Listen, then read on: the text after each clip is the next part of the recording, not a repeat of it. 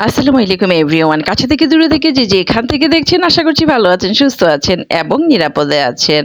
আমি রওশনারা ওয়েলকাম করছি Indian visa related নতুন আরও একটি ভিডিও দেখার জন্যে। আজকের ভিডিওতে থাকছে বেনাপোল বা স্থলবন্দরগুলো প্রত্যেকটাতেই কিন্তু রেড অ্যালার্ট জারি করে দিয়েছে ভারত। কেন সেটা জানতে হলে কিন্তু সম্পূর্ণ ভিডিও দেখতে হবে স্কিপ না করে। আসলে আমরা সবাই কিন্তু জানি ডাবল এন্ট্রি মেডিকেল এবং স্টুডেন্ট ভিসা সীমিত আকারে ভারত ছাড়ছে, বাট অ্যাকচুয়ালি কিন্তু ভারত কোনো ভিসাই বর্তমানে ছাড়ছে না। এটা হলো একদমই অথেন্টিক একটা নিউজ, ঠিক আছে। এরপরে আরও একটা নিউজ যেটা সেটা হচ্ছে যে ভারতে আগস্টের আগে যারা অ্যাপ্লিকেশন করেছেন ট্যুরিস্ট ভিসার জন্যে তাদের অ্যাপ্লিকেশন তারা সাবমিট করেছেন, সব কিছু করেছেন, ভিসাও কিন্তু হয়েছে, বাট যখন পাসপোর্ট দিচ্ছেন তারা সেই ভিসা কিন্তু ছিঁড়ে ফেলছেন। অনেকের সাথেই কিন্তু এটা হয়েছে, যারা পাসপোর্ট এনেছেন দেখেছেন ভিসা হয়েছে বাট ভিসা ছেঁড়া। তার মানে তাদের সন্দেহ হয়েছে যে এ ভারতে ঢুকতে পারবে না বা একে ঢুকতে দেওয়া যাবে না, সো পাসপোর্ট থেকে ভিসা ছেড়ে খালি পাসপোর্ট তারা ফেরত দিয়েছেন। মূলত আমার এক ভিউয়ারের এই কমেন্টটা দেখেই কিন্তু যাদের পাসপোর্ট বাতিল হয়েছে তাদের সাথে কথা বলতে গিয়ে ব্যাপারটা ক্লিয়ার হয়েছে। আমার জানা মতে আরও 4 থেকে 5 জনের সাথেই কিন্তু এই ব্যাপারটা ঘটেছে। আর এটা যেহেতু তারা করেছে নিশ্চয়ই এর পেছনে কোনো রিজন আছে।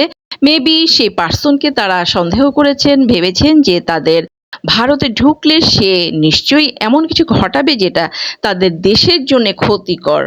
মূলত এতদিন ধরে আমরা যেটা জেনে আসছি যে মেডিকেল ভিসা, স্টুডেন্ট ভিসা এবং ডাবল এন্ট্রি ভিসাটা সীমিত পরিসরে ভারত দিচ্ছে, বাট দিনে হয়তোবা 20-25 এই ধরনের, বাট একদম অনেক বেশি যাচাই বাছাই করার পরে।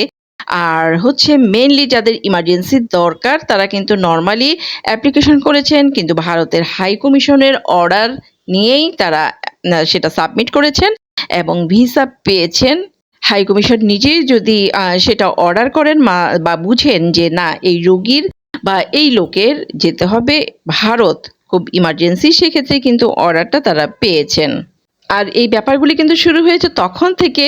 নিশ্চয়ই আপনাদের মনে আছে যে আইভিএক্স সেন্টারের ভিতরে একটা অপ্রীতিকর ঘটনা ঘটেছে, সেখানে অনেক লোকজন প্রতিবাদ করেছে।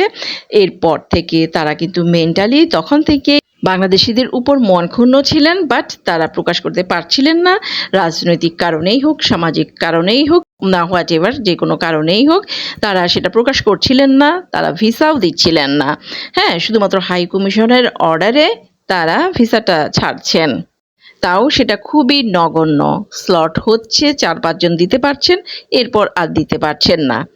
এভাবেই কিন্তু চলে আসছে এই পর্যন্ত আইভিএক্স সেন্টার থেকে সবার ভিসা পাওয়া। মূলত 99% ভিসাই কিন্তু হচ্ছে না এখন, বা দিচ্ছেন না তারা। আর গতকাল আসলে একটা বিশ্বস্ত সূত্রে আমি খবর পেয়েছিলাম যে ট্যুরিস্ট ভিসা ছাড়বেন পূজার আগে কিছুটা। হ্যাঁ, এটা মেবি যে তাদের ভারতীয় যারা বাংলাদেশে আছে তাদের জন্যে হয়তোবা তারা পুজোতে যাবেন।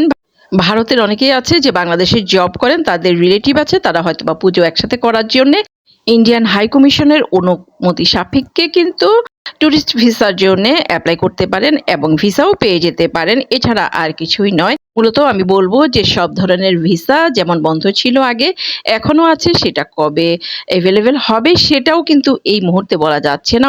আর এদিকে কিন্তু নতুন ভিসা না দেওয়ার ফলে বেনাপোল পেট্রাপোল যে বর্ডারটা আছে সেটা কিন্তু অনেকাংশেই খালি যাচ্ছে, মানে একদমই ফাঁকা। আসলে যতদিন না ভিসা সমস্যার সমাধান হচ্ছে বা নতুন ভিসা ছাড়ছে, যাত্রীরাও কিন্তু এভাবে ক্রমান্বয়ে কমতে থাকবে বেনাপোল বা পেট্রাপোল বর্ডারে। আবার অন্যদিকে হঠাৎ করে কিন্তু এক জরুরি সিদ্ধান্তের মাধ্যমে সব স্থলবন্দর এবং বিমানবন্দরে জারি হয়েছে রেড অ্যালার্ট ভারত ভ্রমণের ক্ষেত্রে। এর কারণ কিন্তু আমরা সবাই জানি, বাংলাদেশের রাজনৈতিক প্রেক্ষাপটে বেশ কিছু কয়েদি জেল ভেঙে পালিয়েছেন এবং আওয়ামী লীগের বেশ কিছু সন্ত্রাসী কর্মকাণ্ড করা লোকজন কিন্তু এখনো ঘোরাফেরা করছেন, সুযোগের অপেক্ষায় আছেন। তারা সুযোগ পেলেই তারা চেষ্টা করবেন যে নিরাপদে ভারত চলে যাওয়ার জন্যে। আর তাদের সবচেয়ে নিরাপদ আশ্রয় স্থল কিন্তু ভারত। সব দিক বিচার বিশ্লেষণ করে হঠাৎ করেই কিন্তু জরুরি এই সিদ্ধান্তে উপনীত হলো ভারত। সো এখন থেকে আগের তুলনায় আরও বেশি কিন্তু কঠিন হয়ে গেছে ভারত ভ্রমণ। সেটা যে ভিসাই হোক, অবশ্যই জরুরি যে আপনার সব পেপারসগুলি সাথে রাখবেন সেই সাথে কিন্তু একুরেট জবাব যদি না দিতে পারেন যে কেন যাচ্ছেন, কোথায় যাচ্ছেন ইত্যাদি ইত্যাদি, তাহলে কিন্তু আবারও আপনাকে ব্যাক করতে হতে পারে বাংলাদেশে। ভালো থাকবেন সবাই, আল্লাহ হাফেজ।